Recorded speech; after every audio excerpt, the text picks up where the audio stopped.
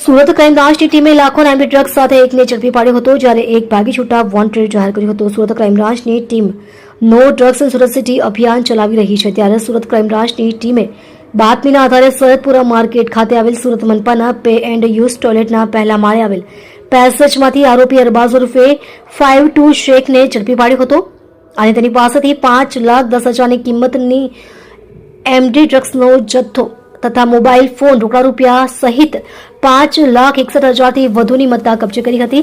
જ્યારે આરોપી આદિલ મસાલા ભાગી છૂટતા તેને વોન્ટેડ જાહેર કર્યું હતું. હાલ તો આ મામલે લાલગેટ પોલીસ મથકે ફરિયાદ નોંધાતા વધુ તપાસ લાલગેટ પોલીસે હાથ ધરી છે.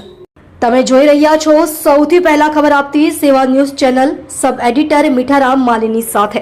એક અરબાઝ ઉર્ફે 5 ઇસ્માઇલ શેખ જે ડ્રગ્સનું વેચાણ કરે છે એવી બાતમીના આધારે ક્રાઇમની ટીમે ત્યાં દરોડો પાડી અને 51.040 ગ્રામ ડ્રગ્સ કુલ કિંમત 5,10,400 રૂપિયાનું પકડી પાડેલ છે, જેમાં એક આરોપી અરબાઝ ઉર્ફે 5 ઇસ્માઇલ શેખ કંતાવાડ લાલગેટનો રહેવાસી છે, એને પકડી પાડવામાં આવેલ છે.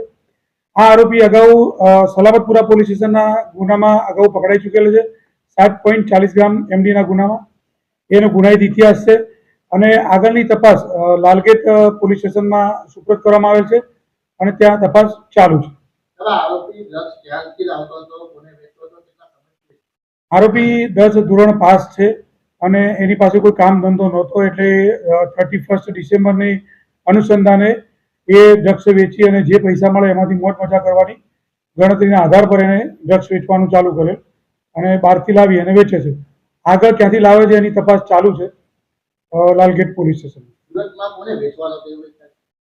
સુરતમાં જે એને ગ્રાહક મળે એ વેચી અને પૈસા લેવાની વાત હતી 31 ડિસેમ્બર અનુસંધાન.